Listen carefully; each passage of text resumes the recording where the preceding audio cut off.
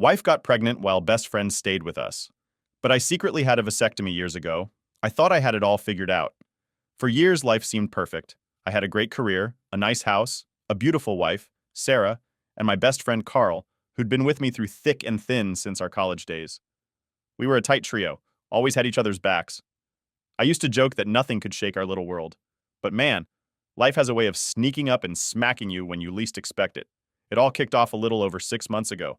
Carl hit a real rough patch, lost his job, and was in the middle of a brutal divorce. You'd think, knowing what I know now, that would have been my first clue something was wrong. But no, back then, I just thought, this is what friends do. So I told him, hey man, don't sweat it. We've got a spare room. Stay as long as you need. Sarah wasn't totally on board at first. She kind of hesitated, gave me this weird look. I remember her saying, are you sure it's a good idea to have him living with us? I mean, it's going to be a lot. But I brushed her off. Didn't think much of it. I figured she was just being practical, like maybe it'd be awkward with Carl around all the time. But come on. This was Carl, the guy who helped me move into this house. He was practically family. Yeah, it'll be fine, I said. He just needs a little time. And we can help him get back on his feet. He's been there for us before. She nodded, but didn't look happy about it.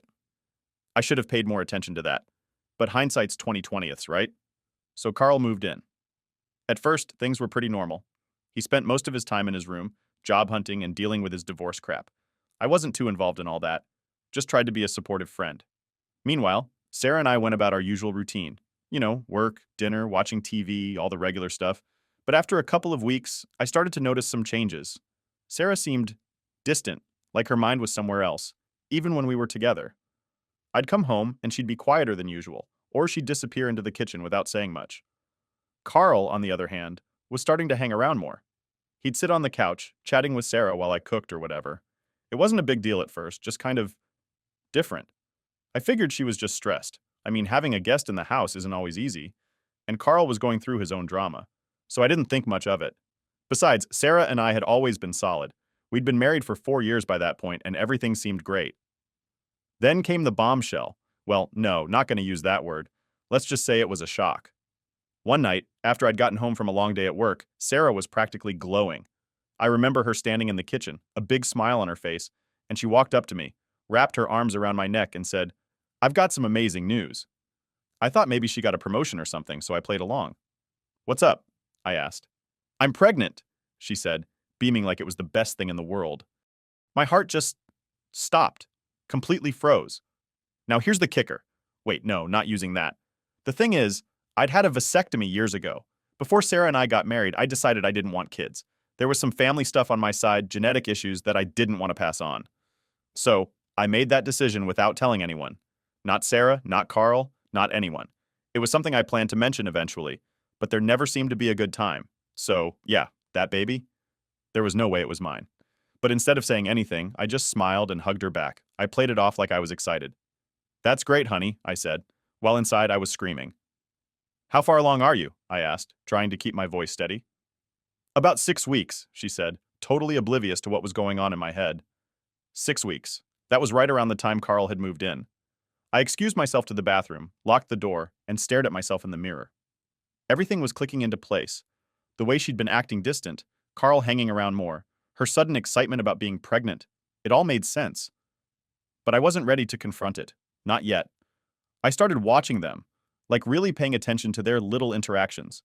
I'd catch Sarah and Carl having these weird, quiet conversations when they thought I wasn't listening.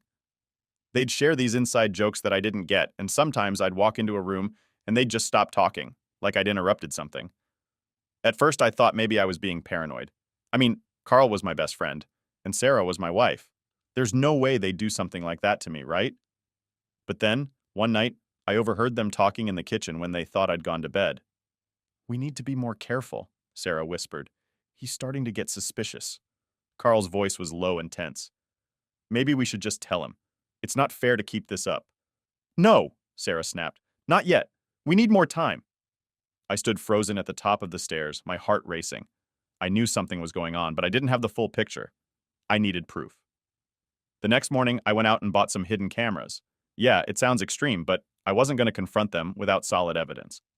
I installed the cameras in the common areas of the house, the kitchen, the living room, even the hallway outside Carl's room. I told myself I was doing it to protect myself, to know for sure if what I suspected was true. Then I went a step further. I used some of my IT skills that I normally use for work to get into Sarah's phone. I wasn't proud of it, but I had to know what was going on. And that's when I found the texts, messages between her and Carl, talking about keeping it quiet and not wanting to hurt me. That was the moment it all became real. Over the next few days, I kept gathering evidence. I'd watch them on the cameras, see them getting closer when they thought I wasn't around. There were more texts, more little moments that made my stomach turn. It was like I was living in a nightmare. And the worst part was, I had to pretend everything was fine. I had to act like the happy husband while knowing that the two people I trusted most were betraying me behind my back. And that was just the beginning. After everything I had found, you'd think I would have gone off the deep end and just confronted them right there. But no, I decided to be patient. Too patient, honestly. I figured if I was going to blow up my whole life, I might as well make sure I had every single piece of proof first. I wanted them to squirm, to know they'd been caught with no way out. I started noticing more little things that I hadn't paid attention to before, like how Carl and Sarah would always manage to be in the same room whenever I wasn't around. If I was in the living room, they'd find some reason to be in the kitchen. If I was upstairs, suddenly they'd be downstairs chatting or watching TV. It was like they were drawn to each other, and I was just the extra in the background of my own life. The texts between them were getting bolder too. I saw Carl sending these late-night messages like, "Can't wait to see you tomorrow," or "Wish we didn't have to sneak around." And Sarah would reply with crap like, "Just a little longer," or "We have to be careful, he's smart." I had to laugh at that one. Smart? Clearly not smart enough if this had been happening right under my nose. One night, I stayed up late, pretending to be asleep in bed while I watched them on the cameras. It was around 11 p.m. when I caught them sitting on the couch together. They weren't all over each other or anything, but it was just off. Carl was sitting way too close, his arm on the back of the couch behind her head. Sarah was leaning in, like she was totally comfortable with him being in her space. I could barely watch without wanting to throw something, but I held back. I wanted to see what else they'd do when they thought I wasn't paying attention. I needed more. The worst part was, even when I saw them being too close for comfort, it wasn't like they were full-on hooking up or anything. It was always this weird, almost intimate energy that made my skin crawl. I think that made it even harder because I couldn't just yell, "Gotcha!" and end it. I needed something bigger. I started logging everything. Every time they were alone together, every conversation I overheard, every weird text. My phone became this secret journal where I documented their movements like I was tracking a crime. I felt sick half the time, but I just couldn't stop. Things got more intense when Sarah started talking more about the baby. She'd bring up stuff like nursery colors or how she was feeling, and I'd nod along, pretending to care while inside I was screaming. She even asked me if Carl could help paint the nursery when the time came. The audacity, man. I couldn't believe it. I forced a smile and said, "Yeah, sure, why not?" Inside, though, I was dying. The next big moment came one Saturday afternoon. I had told Sarah I was going to run some errands, but really, I just drove around the neighborhood for a bit, parking down the street so I could watch the camera feeds. I wanted to see what would happen when I wasn't supposed to be home. Sure enough, within 15 minutes, Carl and Sarah were together again, sitting on the couch. This time, it was different. Sarah was lying down, her head resting on Carl's lap.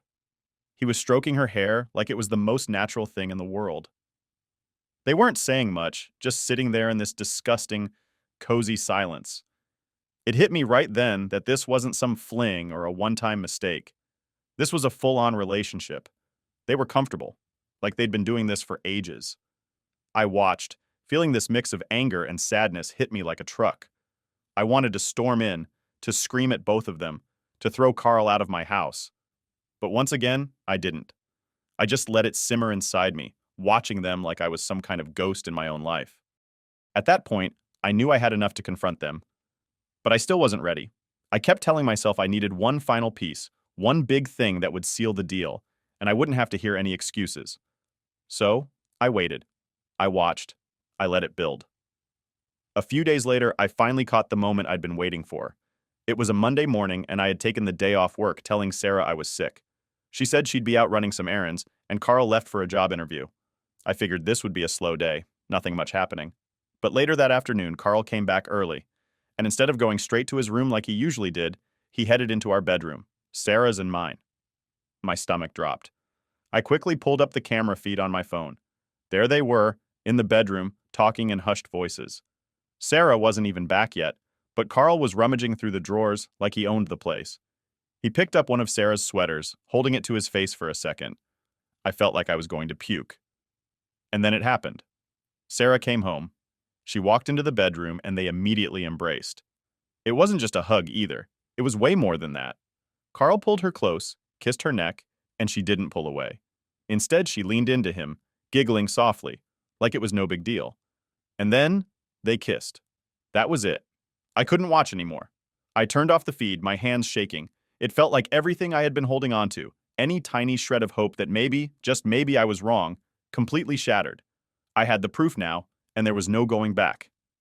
I sat there in silence for what felt like hours, trying to figure out what the hell to do next. Should I just barge in and kick Carl out? Should I confront Sarah first? My mind was racing, but I knew one thing. This couldn't go on any longer. The worst part of all of this was that they thought they were being so careful, like I wouldn't notice them slipping into my room together, like I wouldn't see the obvious connection between the pregnancy and Carl's convenient timing. They thought they had me fooled. But the thing is, I was just waiting for the right moment to drop the bomb on them. I made a plan. I was going to confront them both at the same time, in the same room, with all the evidence I had gathered. There would be no way for them to lie their way out of it. I wanted to see the look on their faces when I told them I knew everything. Every sneaky glance, every stolen kiss, every damn text message. I spent the next few days getting ready. I backed up all the footage, organized the texts, made sure everything was in order. I even wrote out what I was going to say in my head, practicing the moment over and over. I wasn't going to let them off easy. And when the time came, I knew I had them right where I wanted them. Update 1. So there I was, sitting in the living room, feeling like I was about to rip the Band-Aid off of a wound that had been festering for months. I knew today was going to be the day. I had everything lined up, footage, screenshots of texts, all of it. I was done with the games, done pretending I didn't know what was happening under my own roof. Sarah and Carl didn't know what was coming. It was Friday evening, and we were all supposed to have dinner together. Classic family-style stuff. Except this wasn't going to be a normal dinner. It was going to be the last meal we ever shared as this twisted little trio. I made sure I got home early to set the stage. I didn't want to look frantic or suspicious, so I kept it chill. Made some pasta, set the table, acted like everything was just another night. But inside, I was boiling. Every time I thought about what I'd seen, Carl in our room, Sarah with him, the way they looked at each other, I felt like I could explode. But I had to keep my cool just a little longer. Carl got home first. He walked in with his usual, "Hey man," acting like nothing was wrong. I forced a smile and nodded, telling him dinner would be ready soon. I watched him out of the corner of my eye as he went to his room to drop his stuff off. It was weird, knowing what I knew, and seeing him act like everything was normal. It was almost funny, in a messed up kind of way. Sarah came home a little later, all smiles like she hadn't just spent the last few months sneaking around behind my back. "Smells great," she said, leaning in to give me a quick kiss on the cheek. I had to stop myself from flinching. Dinner was tense, though neither of them seemed to notice it at first. We sat there, eating in awkward silence, and I waited for the right moment. Sarah tried to make small talk, asking how my day was and if I had any plans for the weekend. I gave short answers, just enough to keep things moving, but not enough to really engage. Carl, on the other hand, seemed more relaxed. He was cracking jokes, talking about how he might have landed a new job and how things were finally looking up. I couldn't believe the nerve of this guy, sitting there, talking about his future while he was ruining mine. And then, it happened. Sarah reached for my hand across the table, probably noticing I wasn't my usual self. "Is everything okay, honey? You've been kind of quiet lately." That was my cue. I pulled my hand away, staring at her, then at Carl, before saying, "No, everything's not okay. In fact, things are about as far from okay as they could possibly be." Carl's smile faded instantly, and he shifted uncomfortably in his seat. Sarah's eyes went wide, a look of concern spreading across her face. "What do you mean?" she asked, her voice shaky. I took a deep breath, trying to stay as calm as possible. "How long?" I said, looking directly at both of them. "How long have you two been sneaking around behind my back?" Sarah froze. For a split second, she didn't react, but then she shook her head, like she couldn't believe what I was saying. "What? What are you talking about?" Carl, on the other hand, started to stammer, "Man, I don't—" But I cut him off. "Don't even try to deny it," I snapped, my voice rising. "I know everything. I've seen the texts, the videos, all of it." I pulled out my phone and tapped on one of the videos I'd saved, The one where they were sitting in the bedroom together, Carl's hand on her belly. I held it up so they could both see.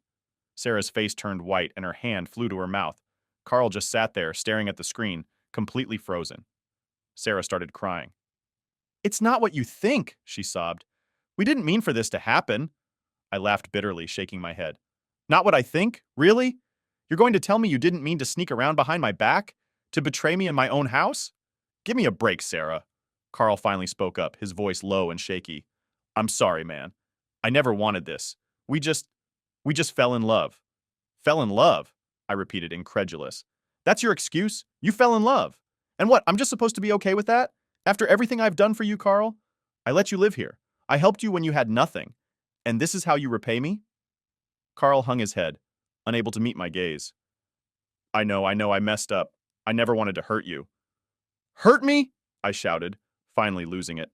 "You've done more than hurt me. You've destroyed everything." Sarah was still crying, trying to reach for me, but I pulled back.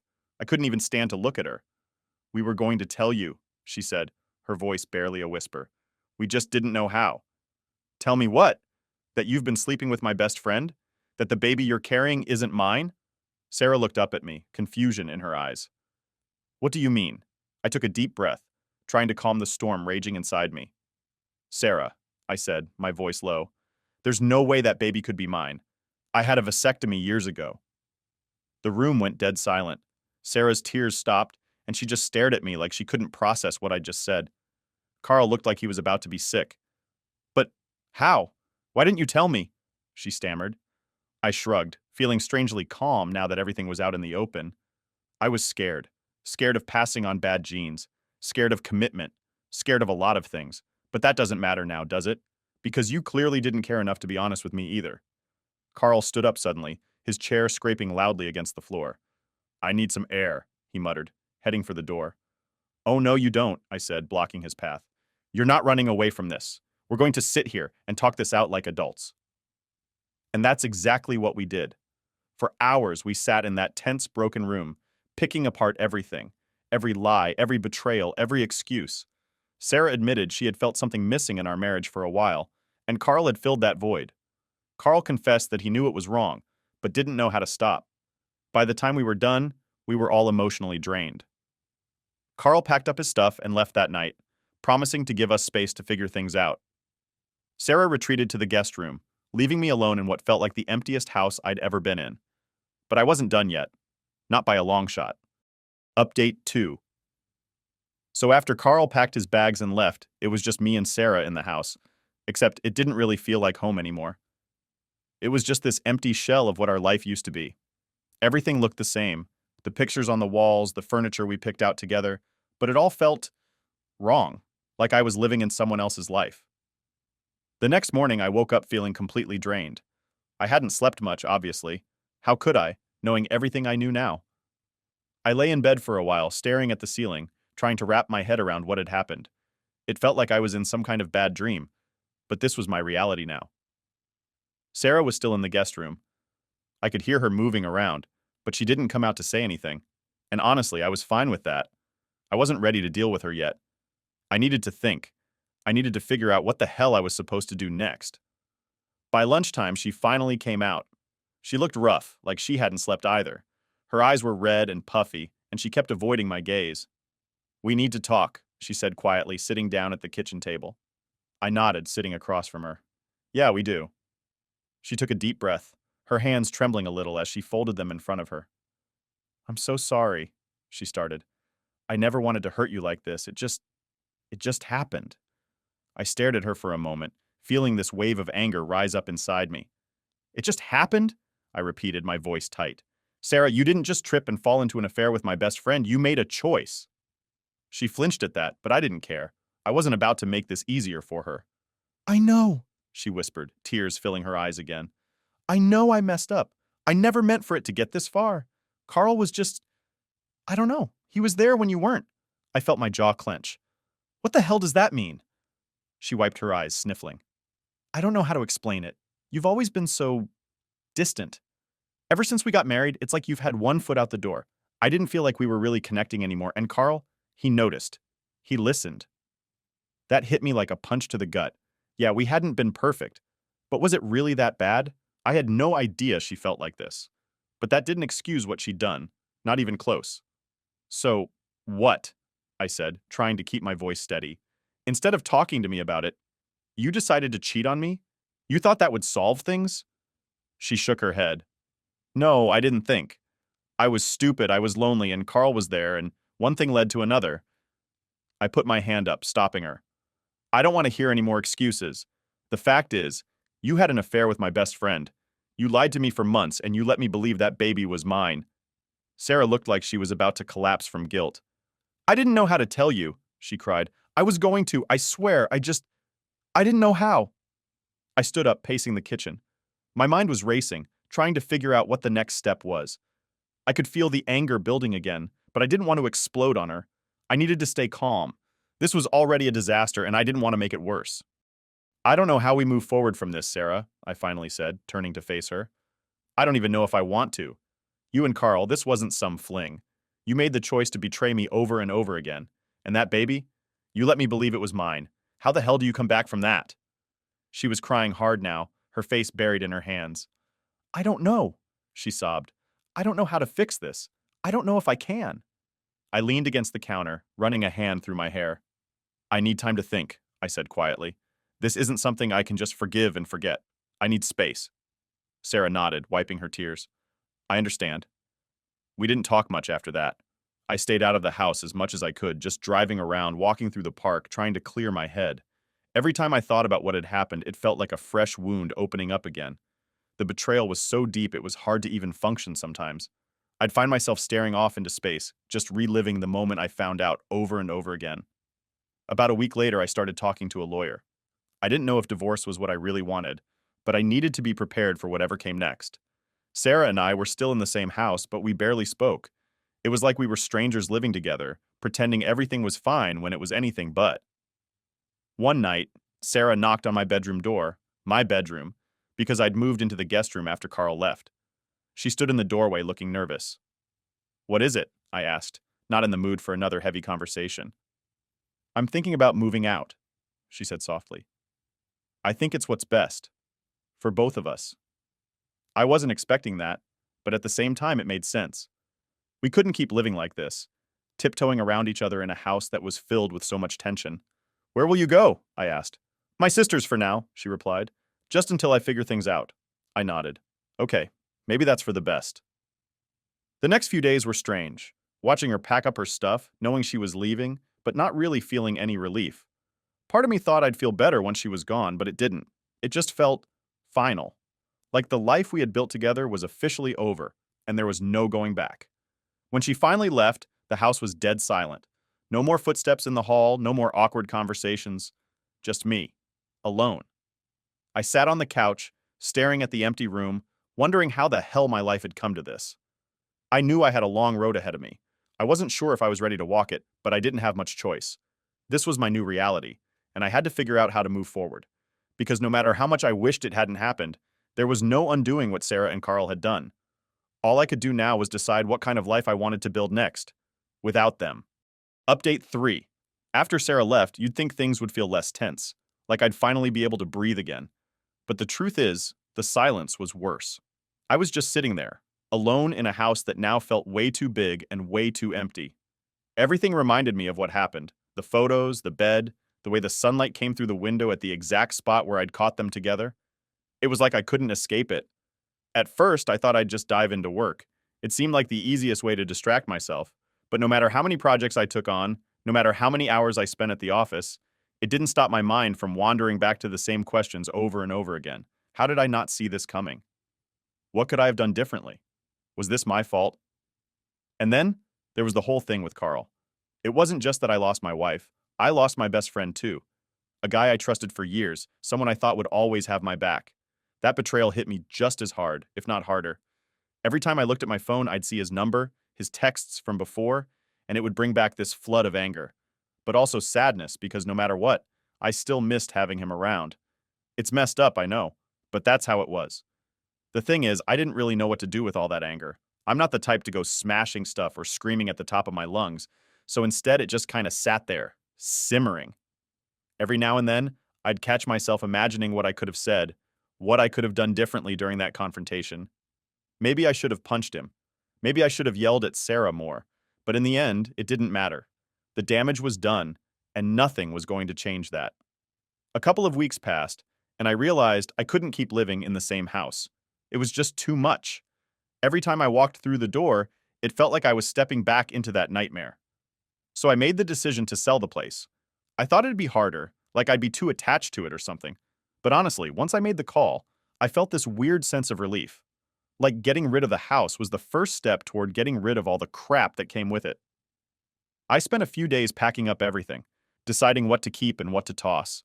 It was actually kind of cathartic, going through old photos, old memories, and deciding what was worth holding on to. I threw away a lot, more than I thought I would. I didn't want reminders of a life that wasn't real anymore. Eventually, I found a new place. It wasn't anything fancy, just a small apartment across town.